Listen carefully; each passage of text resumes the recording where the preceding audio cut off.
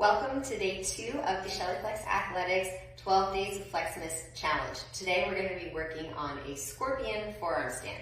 For the beginner level, you're going to start facing the wall, kicking up to the wall, finding the wall with one leg at a time.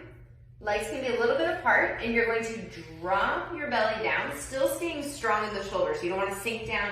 You want to stay strong in the shoulders as you drop your belly down and start to lift your head up.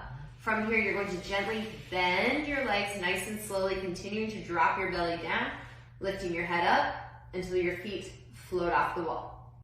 For the intermediate level of this challenge, you are going to do a straddle press into your forearm stand. And then you're going to rotate your hips into your scorpion handstand, dropping your belly down. For the advanced challenge, go ahead and try your forearm stand somewhere new. So here I'm going to be doing it on the fireplace, and I'm going to be very careful not to knock over the decorations.